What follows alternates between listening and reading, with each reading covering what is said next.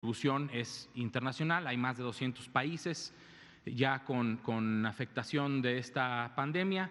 Actualmente tenemos un total de 635,000 casos, cerrándolo, 635,000 casos, de los cuales el 76%, básicamente 480,000 casos, han sido confirmados en los últimos 14 días. Son los casos que actualmente son activos a nivel mundial, y hay que recordar esta famosa regla que, dependiendo de la población, se puede romper o no, pero es 80% de casos ambulatorios, 15% hospitalizados moderados, 5% hospitalizados graves. Actualmente la tasa de letalidad es del 4.7%. La siguiente, por favor.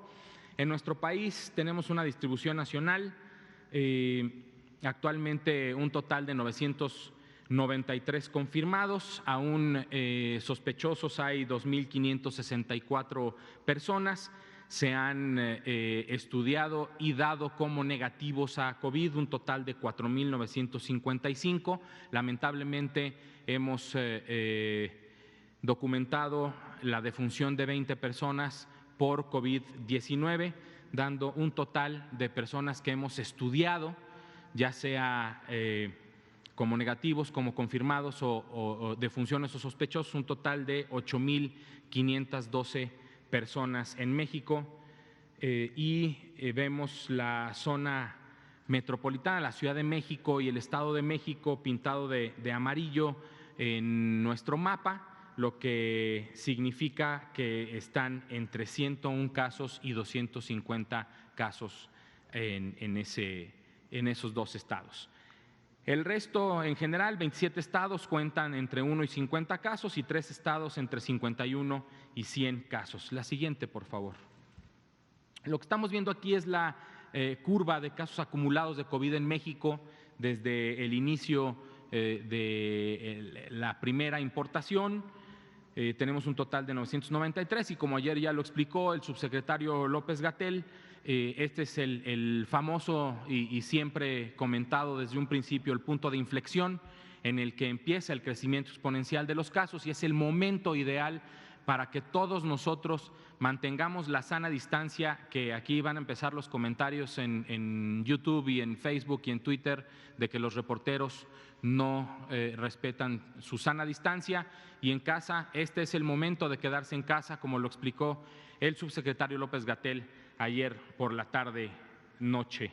La siguiente, por favor, es la curva epidémica de casos por fecha de inicio de signos y síntomas. Como pueden ver, la curva epidémica y el cuadro en el que contabilizamos el total de 993 casos confirmados, de los cuales el 60% son importados, el 27% asociados a importación y el 13% sin antecedentes que se hayan podido documentar de importación o asociación a la importación, por lo que es después de la zona de transición del escenario o fase 1 a la fase 2. La siguiente, por favor. Esta es la distribución de casos por grupo de edad y sexo. Muy importante esta gráfica, porque nos muestra que, a pesar de que la gravedad de los casos a nivel mundial se está dando en mayores de 65 años, todos nos podemos enfermar. Por eso todos nos debemos de quedar en casa, porque todos nos podemos enfermar. Y también a los jóvenes les puede dar casos graves, no están exentos, es la menor proporción, pero no están exentos. Voy a decir no estamos exentos, porque si no me voy a sentir como muy viejito, y no estoy. Soy un adulto joven en producción total de 43 años, a mí también me puede afectar, yo también me puedo poner grave a pesar de no tener ninguna comorbilidad, pero también puedo presentar un cuadro grave en caso de que yo me enfermara. Entonces podemos ver cómo a partir de los 20 años básicamente todos los grupos etarios todos los grupos de edad están afectados por lo que todos debemos de tener cuidado y las medidas básicas de prevención, y todos debemos de quedarnos en casa.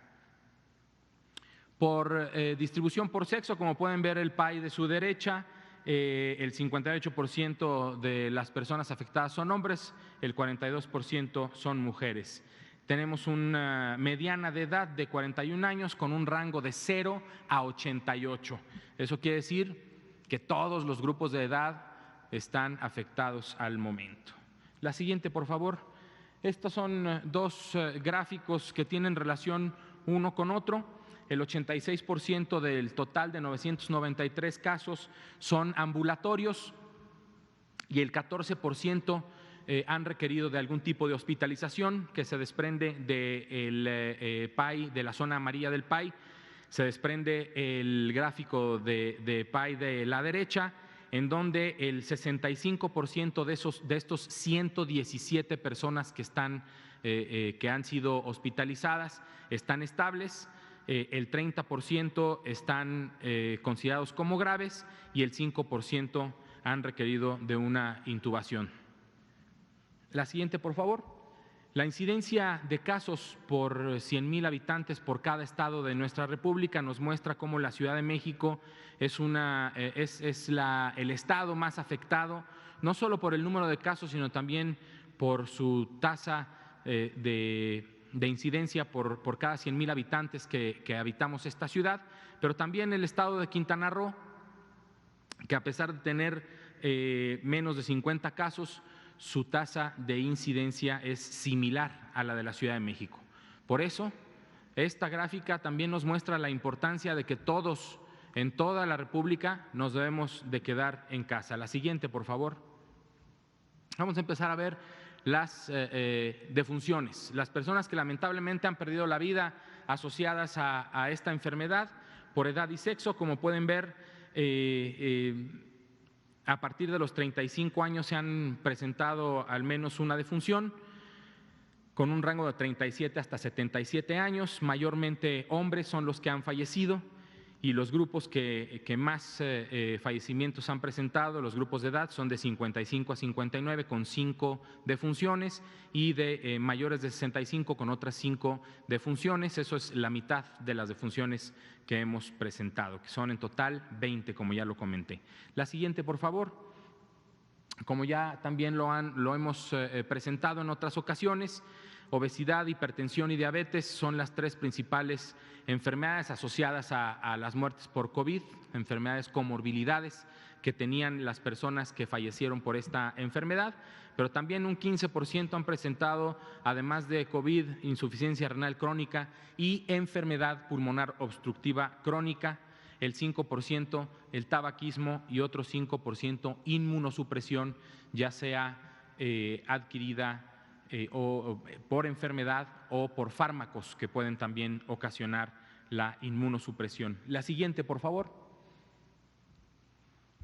Este es un mensaje que debemos de tener todos en mente, y también así cerraremos la conferencia de prensa una vez que el doctor Reyes Terán nos platique sobre la reconversión hospitalaria, y luego pasaremos a preguntas y respuestas. Doctor Reyes Terán, la siguiente, por favor. Muchas gracias, Ricardo, y gracias a ustedes por estar aquí. Buenas noches nuevamente. Voy a presentarles brevemente lo básico sobre la reconversión hospitalaria. Es un concepto fundamental para responder a un problema epidémico, pandémico como el que estamos enfrentando hoy en día. El objetivo general de una reconversión hospitalaria no es coordinar e integrar la respuesta hospitalaria para la atención de pacientes graves, en este caso por COVID-19, como modelo de reconversión. Es importante considerar y reconocer que hospitales como el Instituto Nacional de Enfermedades Respiratorias o el Instituto Nacional de Ciencias Médicas y Nutrición Salvador Subirán han hecho esto previamente cuando tuvimos la pandemia por influenza A, H1N1, y cada invierno regularmente el INER hace reconversiones hospitalarias para poder mantener estables o atender médicamente a los pacientes graves con influenza. Sin embargo, la carga de la enfermedad esperada en esta pandemia por COVID-19 hace que no solamente estos dos hospitales, sino la mayoría de los hospitales del país tengan este concepto y adopten este modelo de reconversión hospitalaria. Me voy a centrar mucho en esta breve explicación sobre la reconversión hospitalaria en lo que es la Ciudad de México y el Estado de México, el que, importante decirlo, muy probablemente serán los sitios, las regiones donde se presentarán la mayor cantidad de casos graves que requieran hospitalización. Estoy hablando no por tasa de incidencia, sino por número de personas que van a requerir una atención hospitalaria. Y me pasa la que sigue, por favor.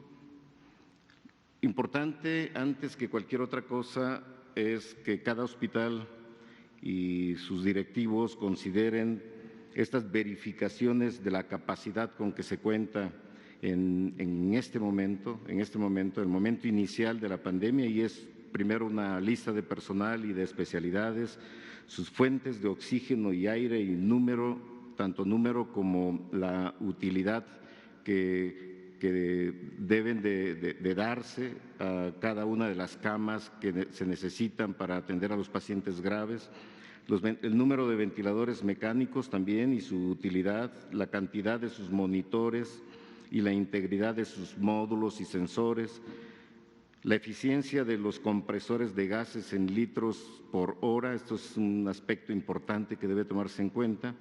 Es decir, no en cualquier espacio se puede poner una cama y atender a un paciente grave. Se necesitan reunir condiciones muy particulares para que realmente se considere un cuarto que pueda dar los cuidados intensivos que una persona grave o en estado crítico se encuentra. La eficiencia de los generadores eléctricos y las plantillas auxiliares, tener el número de camas totales que podrían atender en una contingencia como esta, hasta no solamente en la situación actual, sino pensar en una segunda etapa y en una tercera etapa de reconversión, es decir, utilizar el máximo espacio posible en los hospitales y en ocasiones en otros espacios para poder atender debidamente a los pacientes que lo requieran. Al iniciar la afluencia de pacientes con COVID, debe suspenderse los servicios de atención ambulatoria y también las cirugías electivas para contar con el mayor número de personal dedicado al problema. Obviamente, no en todos los hospitales es necesario tener una coordinación entre hospitales para seleccionar los que predominantemente verán a los pacientes con COVID-19, como se ha hecho hasta ahora, y seleccionar a los hospitales que no verán predominantemente a los pacientes con COVID-19, que sirvan de apoyo para los pacientes que no puedan atenderse en los hospitales COVID o en los hospitales que predominantemente atenderán al COVID en sus formas graves. Esto para mantener la atención no solamente al COVID-19, a los pacientes con COVID-19, sino también a los pacientes que tengan otras enfermedades, desde luego. Y proyectar, cuando se está a un 50% de ocupación en cada una de las fases, el número de camas disponibles, proyectar las necesidades de una nueva capacitación a nuevo personal que podría ser requerido para transitar a la fase 2 o fase 3. Cuando hablo de fases, hablo de las fases de la reconversión hospitalaria, para no confundir con las fases o los escenarios que hemos planteado de la epidemia en México, de la pandemia. Si me pasa la que sigue, por favor. Y conforme van llenándose las camas disponibles, uno obviamente tiene que ir pensando en cómo evolucionar hacia la fase 2 y cuando la fase 2 se complete hacia la fase 3 de ocupación de las camas. Si me pasa la que sigue. Poniendo como ejemplo lo que estamos haciendo en Ciudad de México, en el Estado de México, donde estamos utilizando a los institutos nacionales de salud, a los hospitales federales de referencia y a los hospitales regionales de alta especialidad para poder interactuar coordinadamente entre todos y mantener los hospitales que van a ver pacientes con COVID en sus formas graves lo más desocupado posible, y esto solamente se puede hacer con una buena interacción entre los centros que hemos llamado centros COVID y los centros no COVID. Dentro de los centros COVID pues están el Instituto Nacional de Enfermedades Respiratorias, el Instituto Nacional de Ciencias Médicas y Nutrición Salvador Subirán, está el Hospital General de México, el Hospital Juárez de México, el Hospital Gea González, que actúa como un híbrido de atención tanto a pacientes con COVID como a pacientes no COVID, y el Hospital Infantil de México, inicialmente como el Instituto Nacional de Salud que atenderá a pacientes niños o menores de 18 años con COVID-19 grave. Y los no COVID, pues está el Instituto Nacional de Cancerología, el Instituto Nacional de Cardiología, el Instituto Nacional de Rehabilitación, el Instituto Nacional de Pediatría, inicialmente al menos, y el Instituto Nacional de Perinatología. Y me pasa la que sigue. En la fase inicial, que hemos llamado fase 1, lo que se cuenta en este momento son esas 117 camas con sus respectivos ventiladores, monitores y todos los equipos y el personal apropiado para atender a los primeros 117 pacientes que lleguen con enfermedad grave, que requieran hospitalización y que, sobre todo, que requieran de los cuidados de un paciente en estado crítico, es decir, cuidados intensivos. En una segunda fase tenemos ya los espacios para ocupar hasta 421 camas de cuidados intensivos, también debidamente equipadas con sus ventiladores, monitores, equipos de ultrasonido, etcétera. Y una fase 3, una vez que se llene las camas de la fase 2, las 421 camas, transitaríamos a la fase 3, que es que contendría 745 camas, quizá un poco más. Estamos evaluando aún espacios para ocupar todavía un mayor número de camas. Esta transición entre fase y fase debe ser global, debe ser escalonada y uniforme entre los centros COVID-19. La siguiente.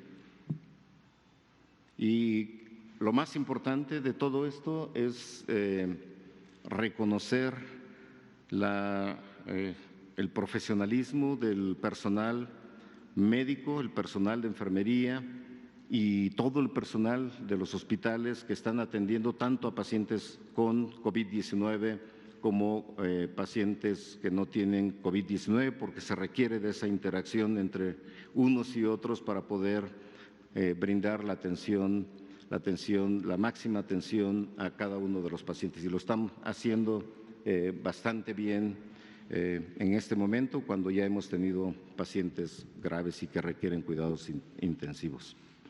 Es todo por mi parte y bueno, se abren espacio a las preguntas. Súper. A ver, 1, 2, 3 y 4. Ahorita. Gracias, buenas noches. Nada más para precisar, doctor Gustavo Reyes, las camas se acumulan, o sea, yo hago la sumatoria y me dan 1,283 camas que estarían disponibles. Así ¿cierto? es. Ok.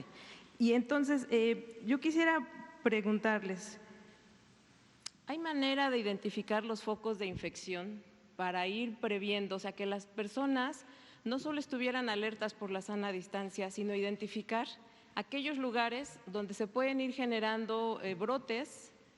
Hablando de las personas en las que no se identifica el origen de la infección, si nos pudieran dar esa información, y si hay alguna percepción de entre ayer y hoy ha habido un cambio en la actitud de las personas de sí quedarse en su casa, o seguimos como al parecer ocurre en varias, al menos en la Ciudad de México, en varios lugares, la gente sigue masivamente en las calles.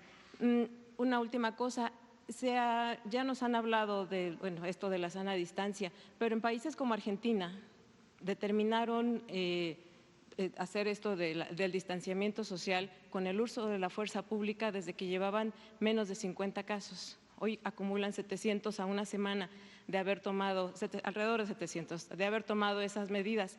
En México, ¿cuál es la causa de que no preveamos o no se prevea usar la fuerza pública si vemos o hasta qué plazos están dando ustedes para tomar medidas adicionales más rigurosas para garantizar que la gente se quede adentro y evitemos o se frene la velocidad de la transmisión?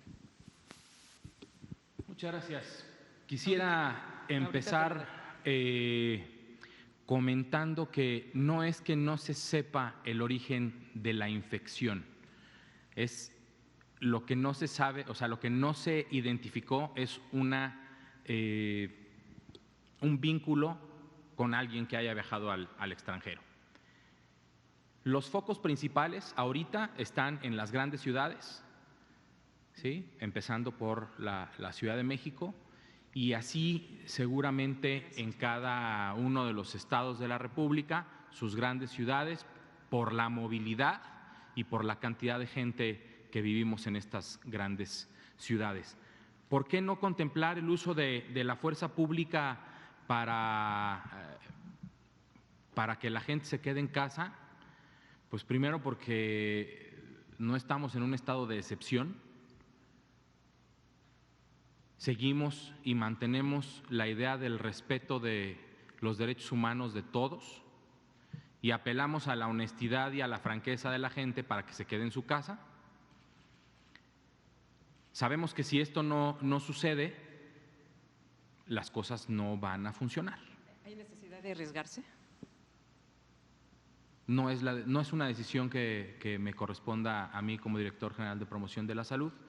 Es una decisión de muy alto nivel, de hecho del señor que está todos los días aquí presente a las 7 de la mañana, es el que tendría que tomar ese tipo de decisiones. Perdón, sobre la vigilancia centinela, Sí. actualmente o a partir de cuándo ya no vamos a tener el número de casos totales, sino lo que se recopila a partir de la vigilancia centinela, o estos números ya no son los totales porque ya está la centinela, si me puede explicar. No, mire, la vigilancia centinela lo que hace es ver cómo se está comportando en diferentes áreas la enfermedad. Los números totales los tendremos igual que todos los días, pero también tendremos un número estimado de casos. Por cada caso que uno detecta en vigilancia centinela, sabe cuántos más o menos no se detectan alrededor, y entonces se estima. Estos números ya corresponden a una vigilancia centinela. Estos son los números, este es el número acumulado de lo que se ha detectado hasta el momento. La vigilancia centinela empieza ahora y van a verse los números de vigilancia centinela, no se van a ver en este momento. Recuerden que, como lo acabamos de ver, hay un total de acumulados importante que están pendientes de resultado. Entonces, hasta que estos estén ya revisados los resultados en el laboratorio, y se va a empezar a ver la vigilancia centinela después. Sí, si entendí bien la pregunta, Ángeles,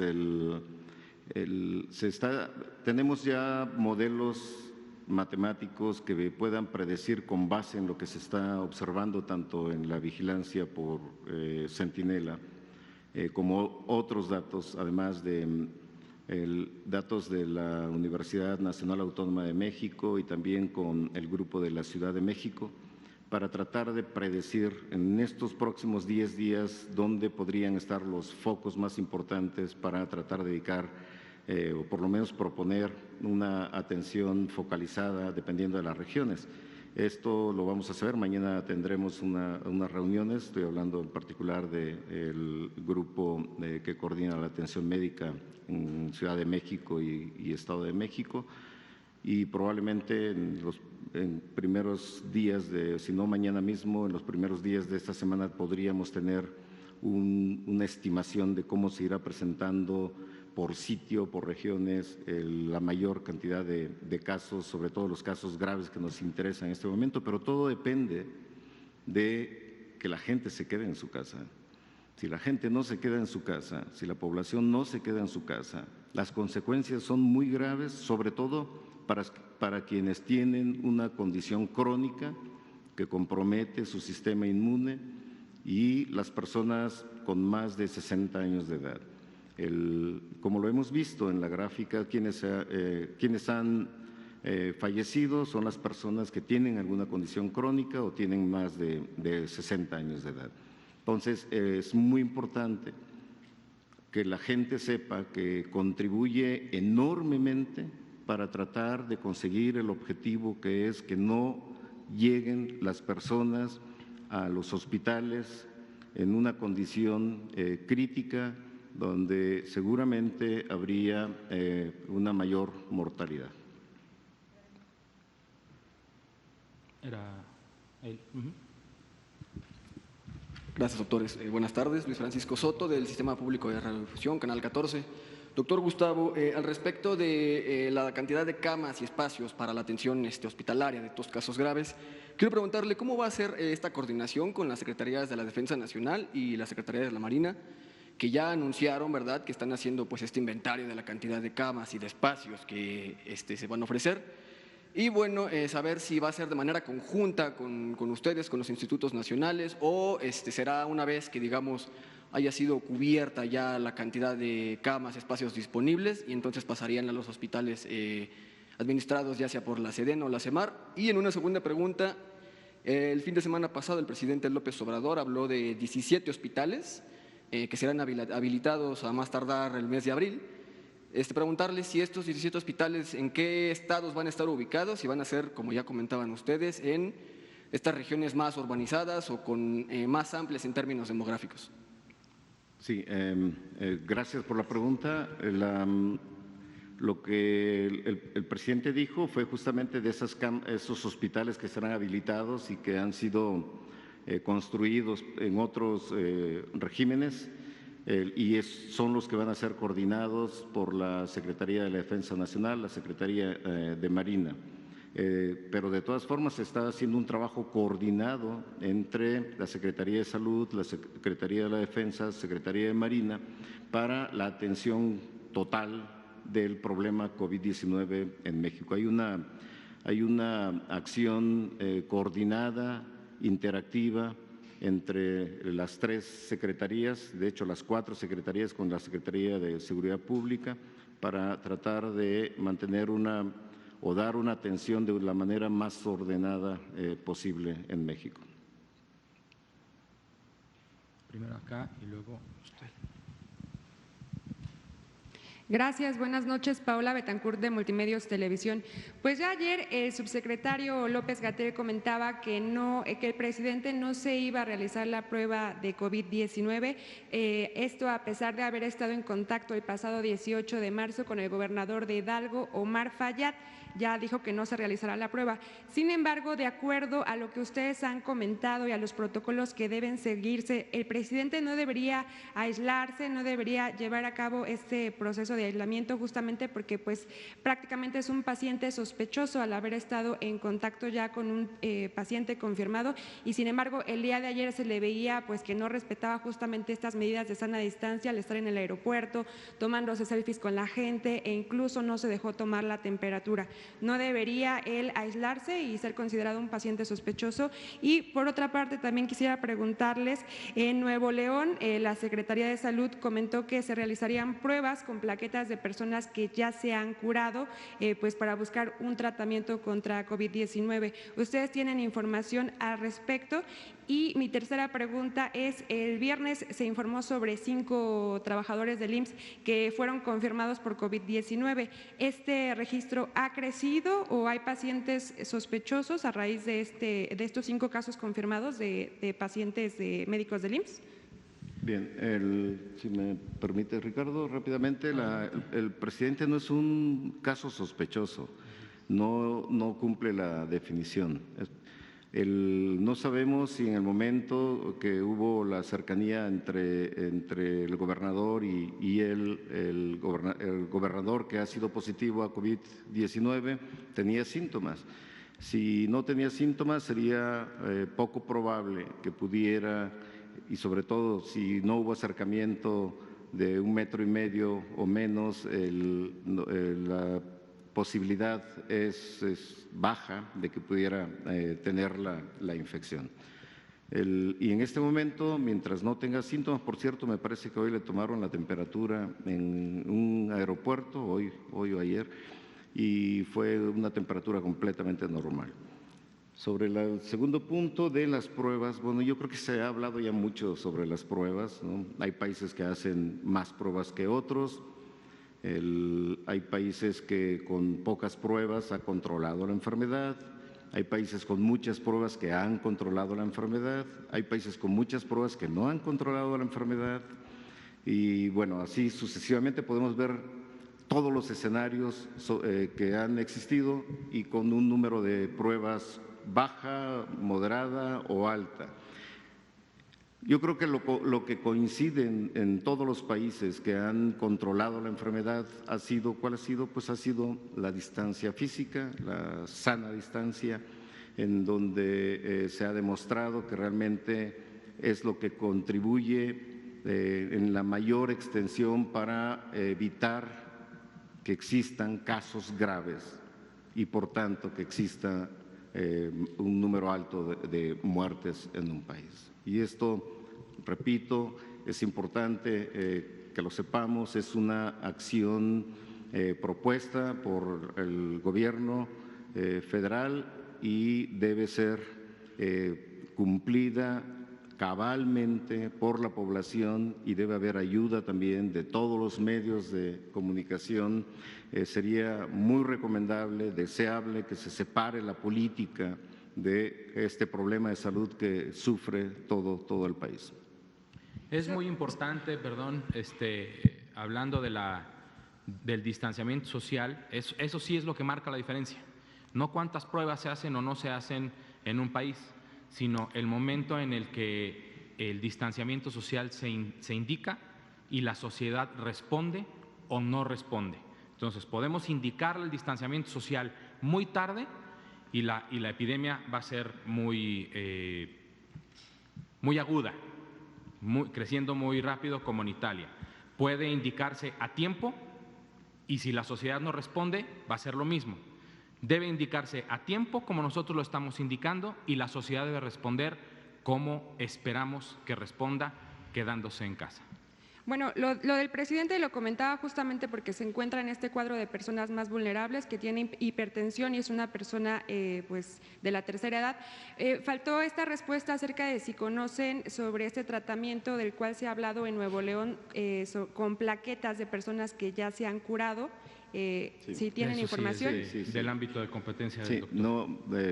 No es con plaquetas, no es un procedimiento nuevo, se ha utilizado antes en varias enfermedades, es extraer el plasma, plasma es el componente líquido de la sangre, sin células, y donde van los anticuerpos que se forman contra un virus. Entonces se presume que las personas convalecientes que han ya superado la enfermedad ha sido porque han tenido una muy buena respuesta de anticuerpos que han neutralizado el virus y por tanto si uno obtiene ese plasma, le hace un tratamiento y lo retorna a otro paciente que tiene la enfermedad, se ha planteado la hipótesis que podría ser útil para curar o mejorar la curación o ayudar a la curación a esa persona enferma. Ese es el concepto.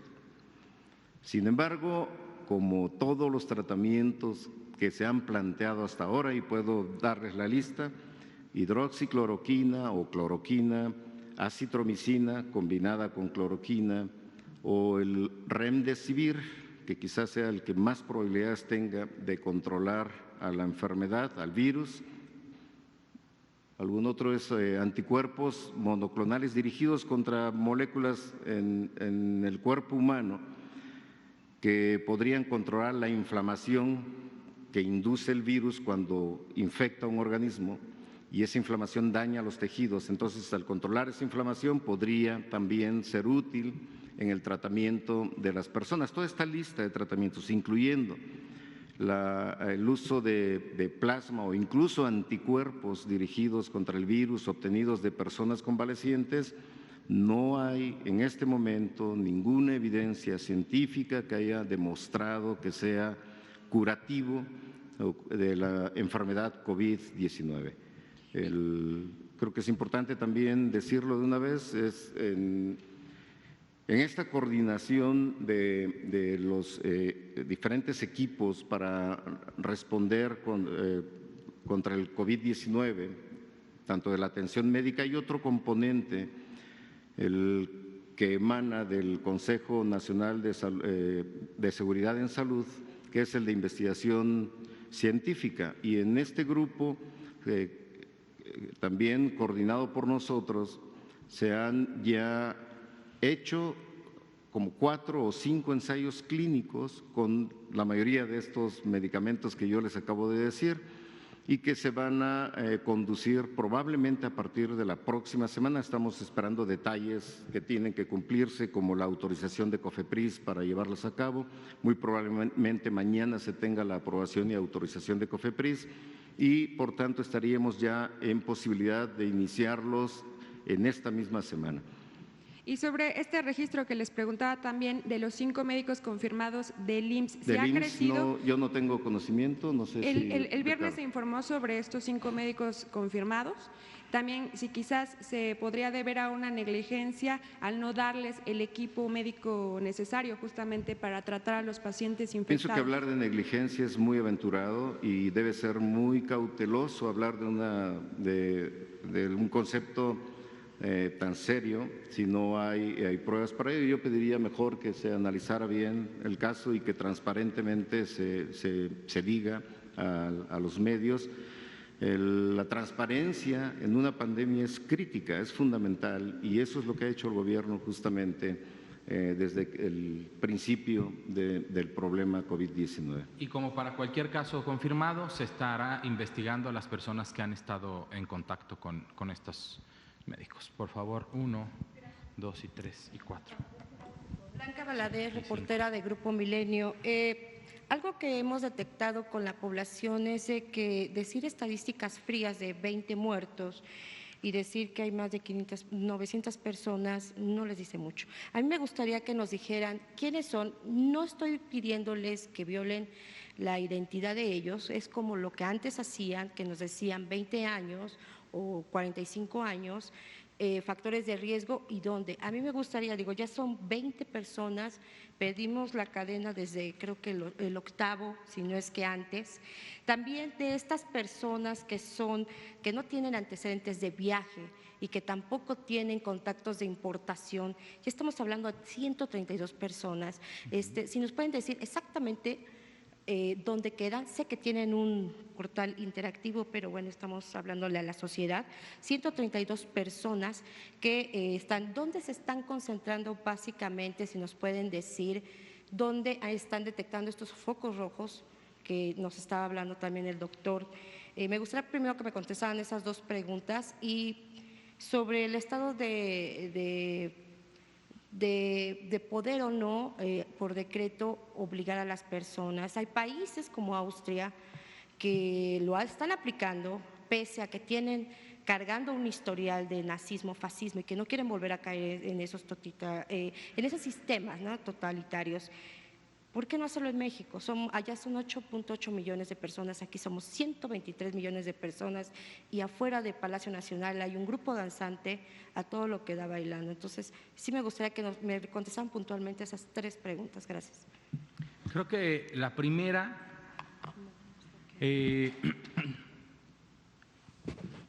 las personas a las que no se les identifica con una importación, no es que se pierda el control, no son focos rojos, es la transición de los casos importados, de la importación del escenario o fase 1 al escenario 2 o fase 2, en donde hay dispersión comunitaria y saber si son importados o no ya no importa. Lo que es más, Ahorita ya ni siquiera les preguntamos si viajaron a algún lado o no.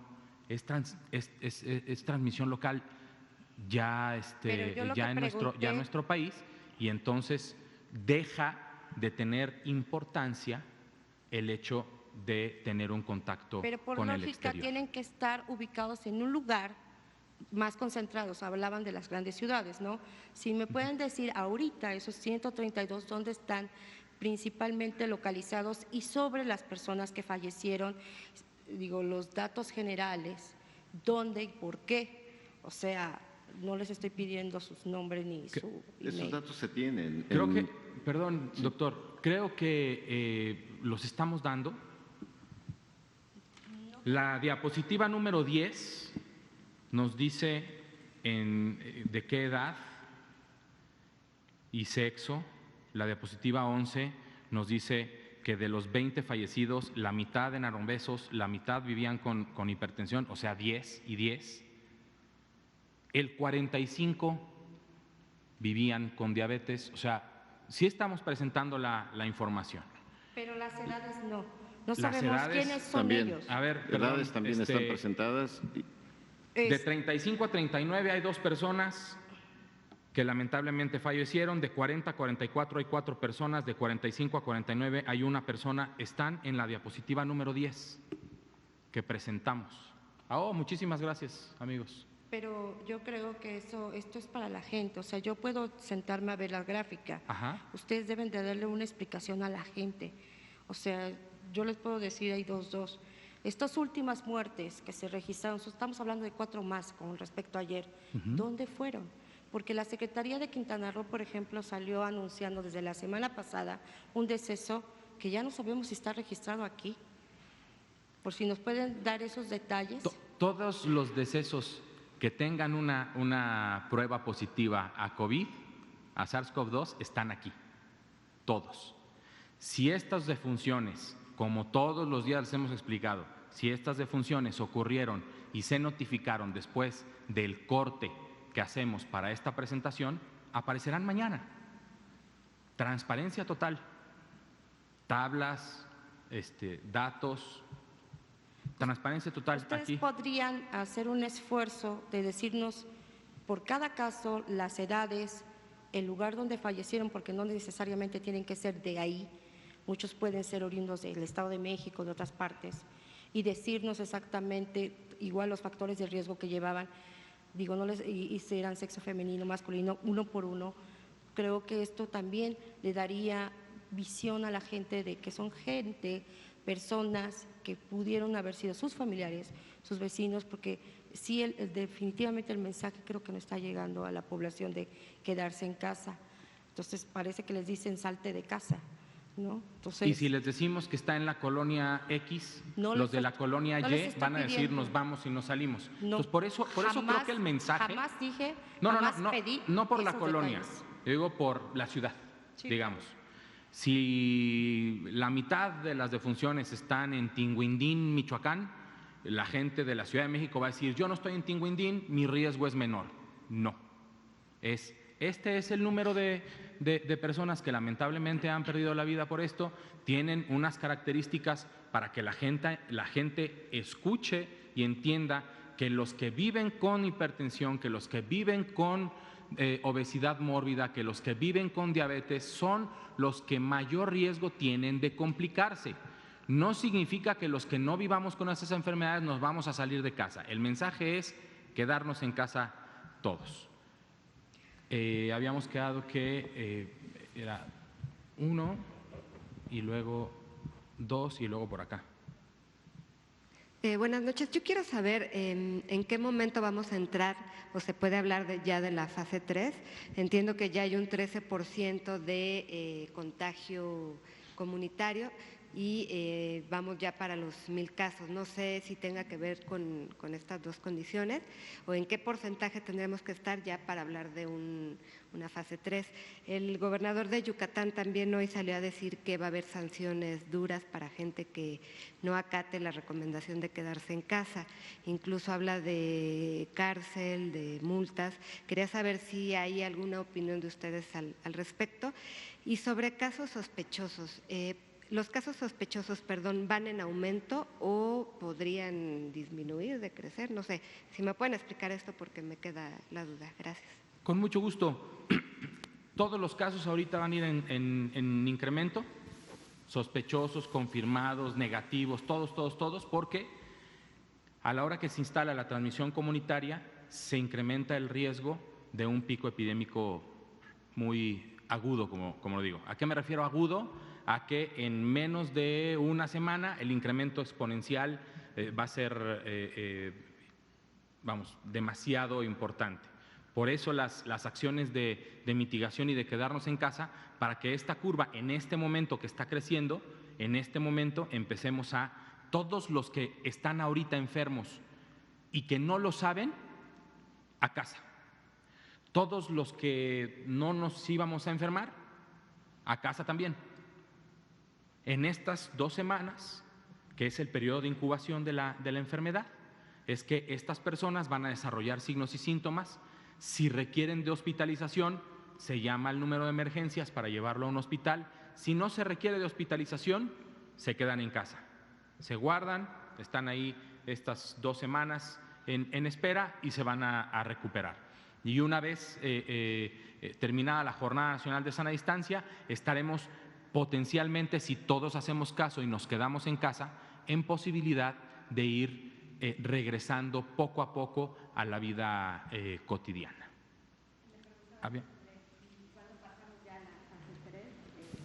El escenario 3, el escenario epidémico se da cuando los brotes son a nivel nacional en todos los estados, que son de mayor número y que, y que sí, el umbral de 1000, no es que a la hora de 1001 ya estamos en epidemia, pero sí ya es hablar de miles de casos, porque estarían dispersos y con muchos brotes a nivel nacional, pero precisamente eso es lo que vamos a evitar quedándonos en casa. Y sobre las declaraciones que hace el gobernador de Yucatán respecto a tener cada estado es libre y soberano de tomar sus decisiones sobre la población a la que gobierna.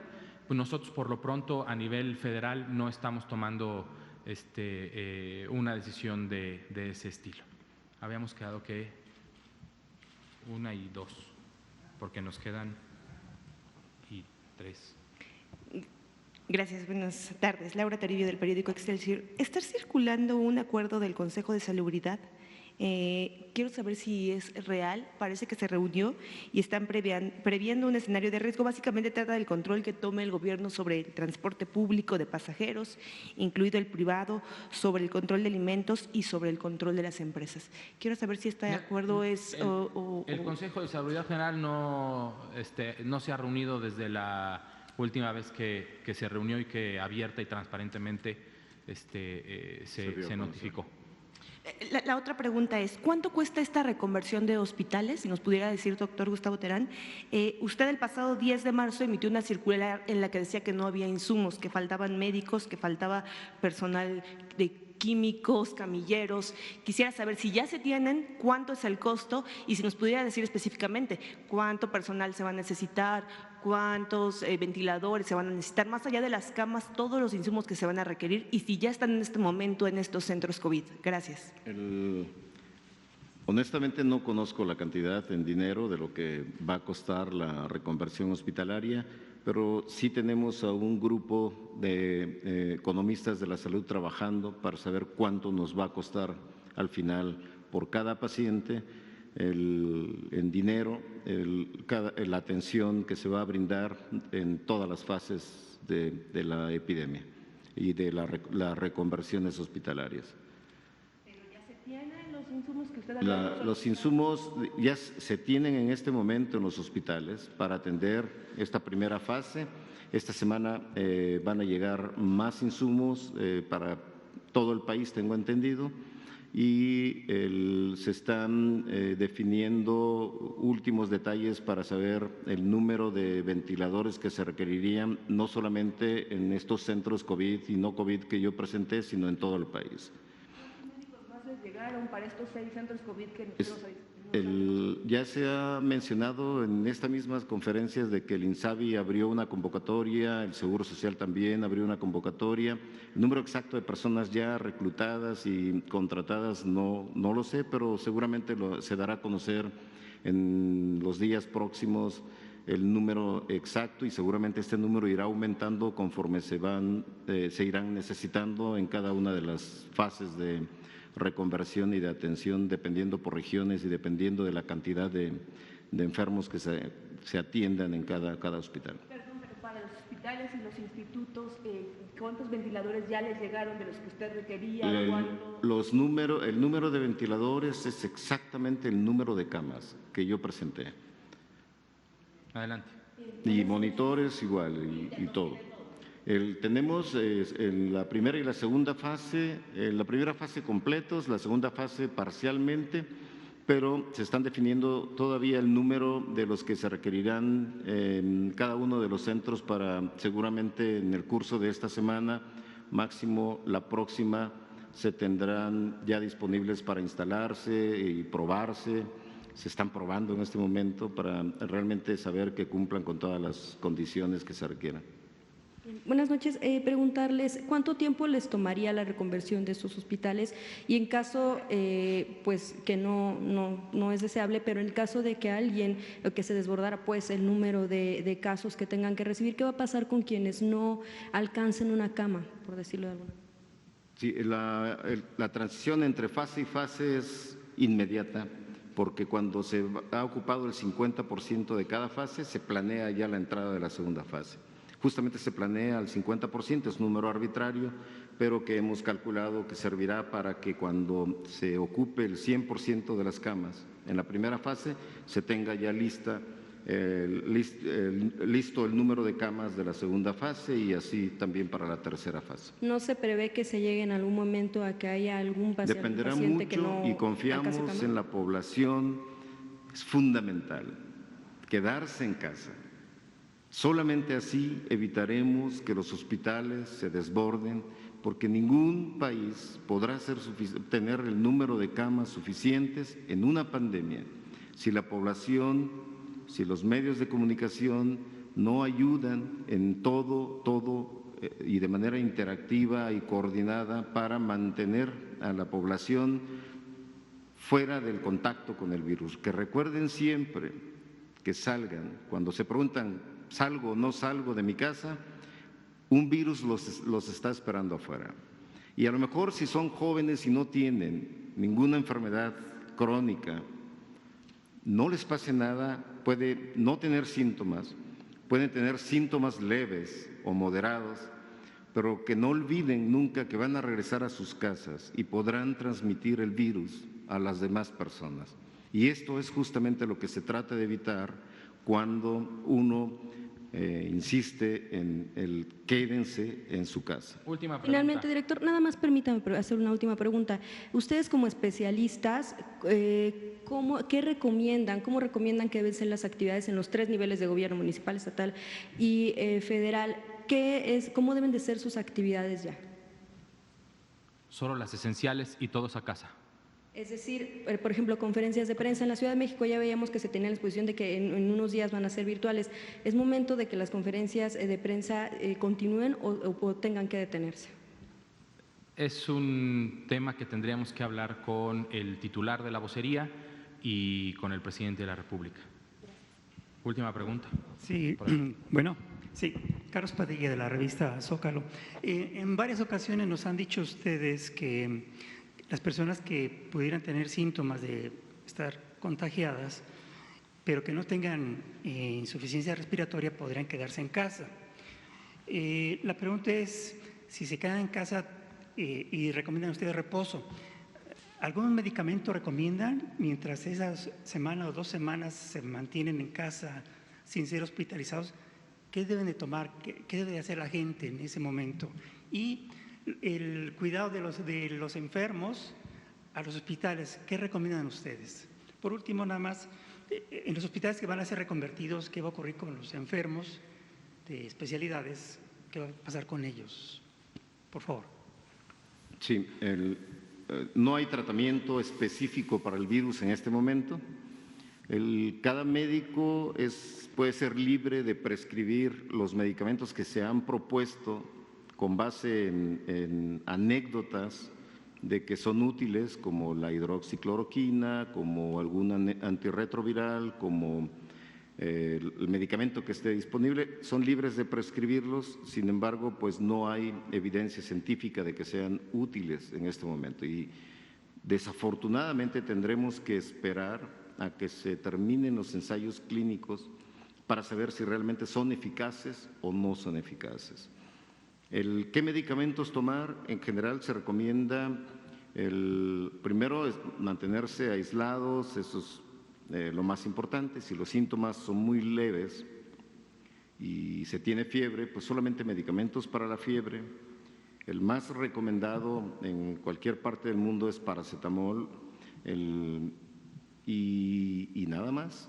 No hay más que hacer que mantenerse aislado, esperar que la respuesta inmune contenga el virus y puedan entonces ayudar a superar lo más pronto posible la infección por el SARS coronavirus 2. Eso es la conducta médica y la conducta de las personas que están con la infección en cualquier parte del mundo, en cualquier ciudad del mundo.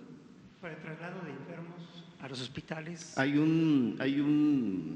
todo un sistema de traslados dependiendo si la persona tiene seguro social, si tiene ISSSTE, si tiene seguridad social por cualquiera de las instituciones, o si no las tiene, también existe un mecanismo en el caso de la Ciudad de México, y es lo mismo que debe estar ocurriendo en el resto del país, cada jurisdicción sanitaria se hace cargo de ponerse en contacto con la persona gracias a este llamado por teléfono, de tomar la prueba, de tomar la muestra para hacer la prueba. Si resulta positiva y no amerita ir al hospital, se mantiene en casa. Si amerita ir al hospital, se trasladan a los hospitales.